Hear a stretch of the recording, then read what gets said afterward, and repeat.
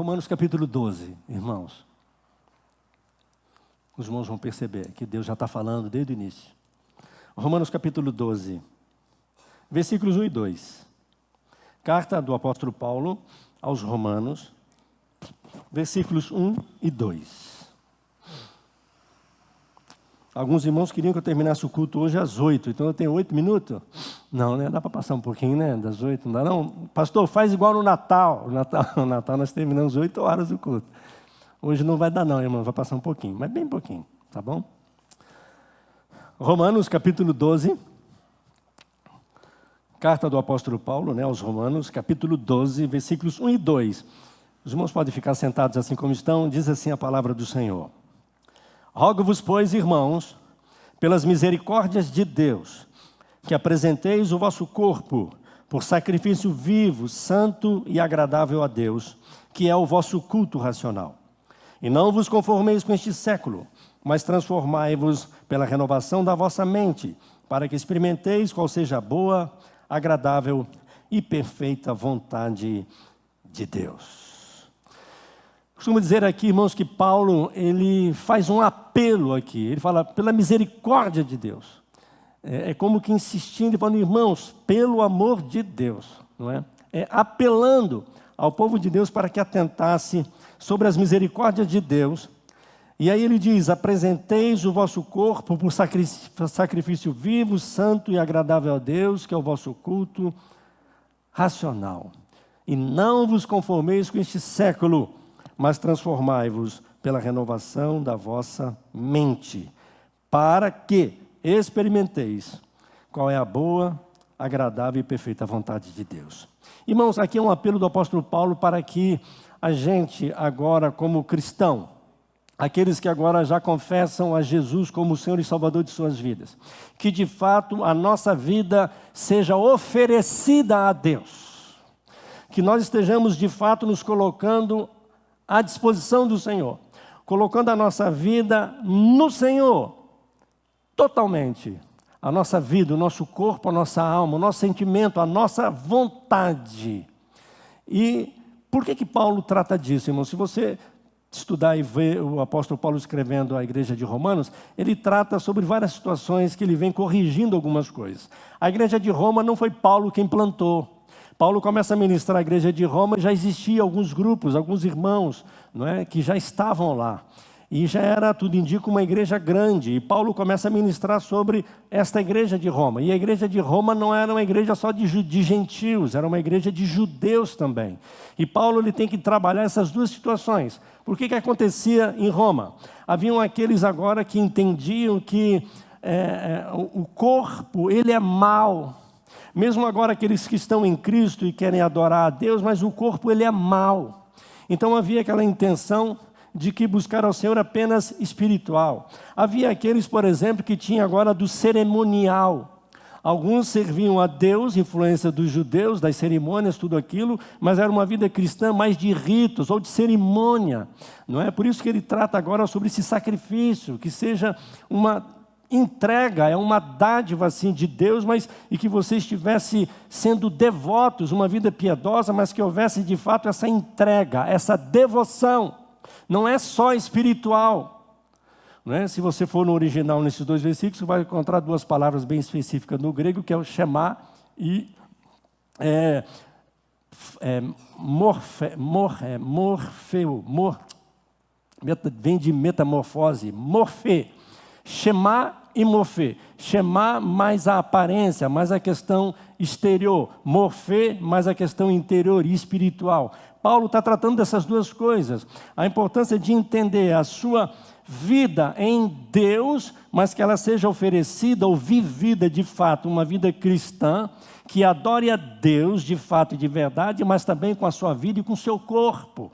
Então, a entrega também e a devoção, o serviço. Então, Paulo ele vem tratando destas coisas. E a importância de você estar sendo renovado, não é, na sua mente, entendendo da sua vida oferecida a Deus, que o agrade de fato, com entendimento. E aí, irmãos, Paulo tratando disso, esses dois versículos, ele então faz este apelo, olha, Ofereçam a Deus de fato a vida de vocês. Vivam a vida cristã de verdade, de fato, mas de corpo e alma. Oferecendo a Deus de fato a santificação, a consagração, porque Ele vem tratar disso também, né? Sobre santificação, sobre justificação e sobre a eleição em Cristo. Mas de uma vida que realmente agrade a Deus em todas as áreas. Não é? Que santifique, que consagre a vida, que se entregue realmente numa vida de sacrifício, mas qual sacrifício? Não mais de animais, mas a sua vida devota, como nós, por exemplo. Pode ser que alguns dos irmãos estejam aqui e está sendo um sacrifício estar aqui. Por quê? Porque vieram para adorar, oferecer a Deus este sacrifício de culto e deixaram a família. Deixaram alguém preparando a ceia lá. Deixaram alguém lá, mas não, eu vou para o culto. Hoje eu quero ir para o culto. E vieram. Então é desse fato realmente que Paulo está tratando. É necessário que nós haja esse entendimento também. O sacrifício o Senhor Jesus já fez, irmãos. Ele já derramou sangue, Ele já deu vida para nos salvar. Mas nós, o que oferecemos nós a Deus? Paulo lhe vem tratar sobre isso. É importante e é necessário que a gente também se coloque nas mãos do Senhor em todas as áreas. Mas o que eu queria bem específico, e eu quero ser bem breve aqui com os irmãos, é chamar a sua atenção daquilo que nós precisamos entender, irmãos, eu sei que é difícil, mas e aceitarmos. Quando o texto fala sobre experimentar a boa, agradável e perfeita vontade de Deus em nós precisa haver transformação, eu quero chamar a sua e a minha atenção em relação àquilo que pode ou que a gente consiga mudar e aquilo que a gente não consegue mudar. E aí, em primeiro lugar, eu quero destacar isso para com os irmãos. Aceite aquilo que você não pode mudar. Talvez você lutou em 2023 por alguma coisa que você gastou energia, força, se entristeceu, mas é algo que não pode ser mudado. E você está sofrendo à toa. Você está se entristecendo e gastando as suas energias lutando por algo que não pode ser mudado. E cabe você aceitar.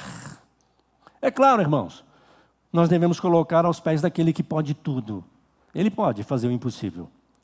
Mas há coisas, irmãos, que não pode ser mudada. E nós precisamos entender isso, irmãos. E nós precisamos nos levantar, é claro, não é? Confiar em Deus e enfrentar esse tipo de coisa. Enfrentar esse problema, enfrentar essa luta, enfrentar essa demanda, enfrentar essa situação que não muda. Mas nós somos fortalecidos, irmãos, quando nós enfrentamos, seja lá o que for, até mesmo que a gente não consiga mudar, mas a gente encara de frente e a gente cresce. Há coisas, irmãos, que não podem ser mudadas. Não importa o quanto você lute para que isso aconteça. Quando nós aceitamos, nós não só aprendemos a viver com a situação, mas também nós vencemos. A chave para conseguirmos a paz interior é aceitar o que você não pode mudar e deixar isso nas mãos de alguém que seja maior do que você. Tem coisas que não podem ser mudadas, irmãos. Como, por exemplo, você não pode mudar o clima.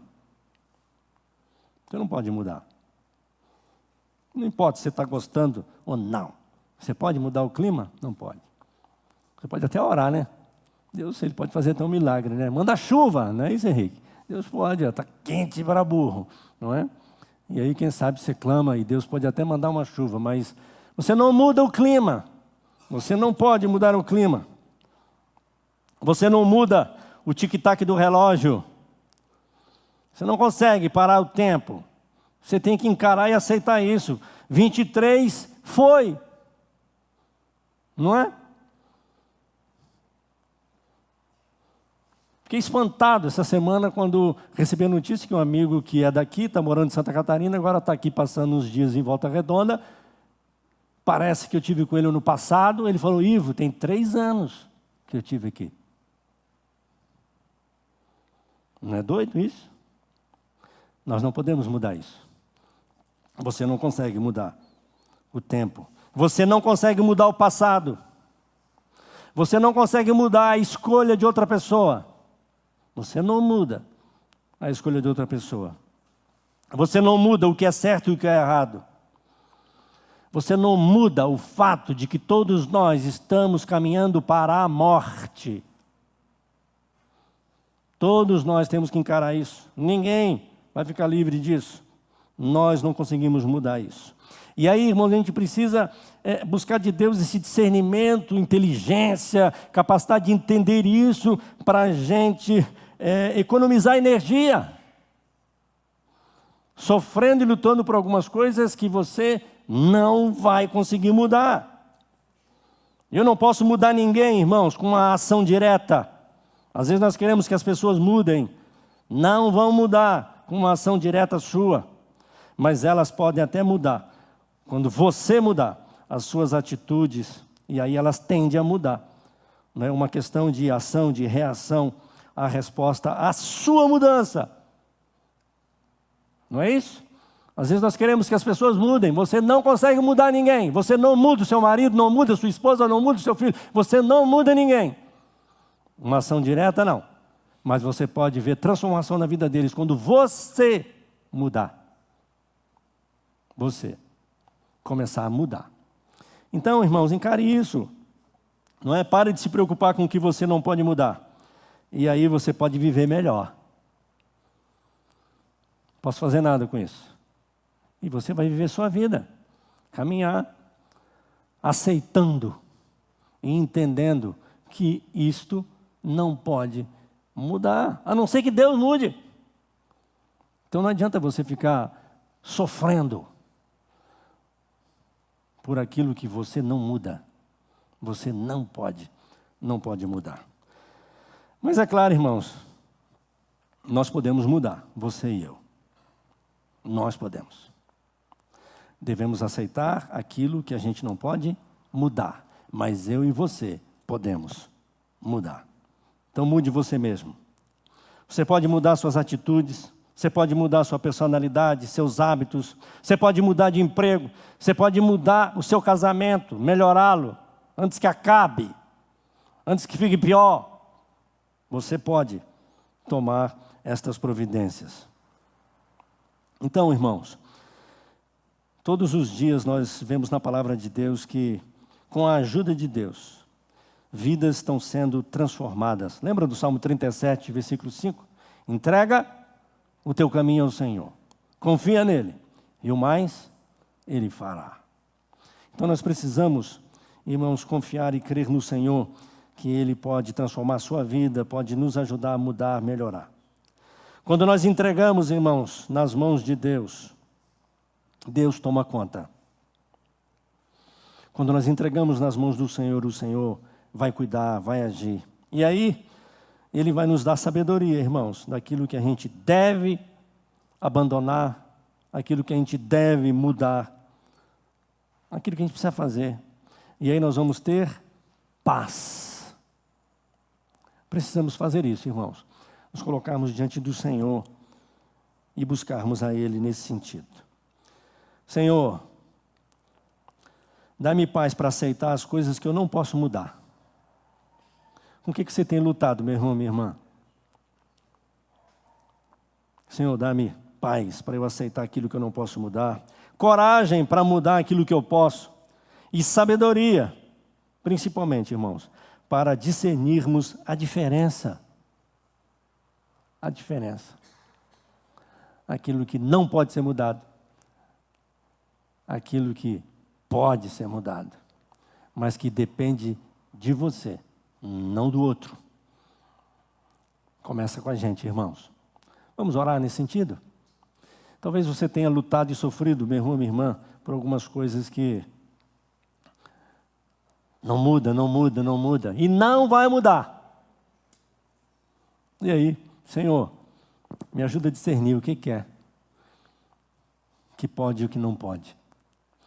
É claro, irmãos, eu não estou aqui querendo tirar a sua fé, eu quero que a sua fé aumente, né? Mesmo aquilo que é impossível para os homens, a Bíblia diz que é possível para Deus. O intuito desta palavra que Deus falou no meu coração e que eu estou trazendo para você nesta noite é para que você não sofra com aquilo que você não pode mudar. Não adianta. É colocar diante do Senhor, confiar nele e entregar. e pedir a Deus sabedoria para você continuar vivendo mesmo com essa situação. Não tem como mudar isso. Mas eu vou viver assim.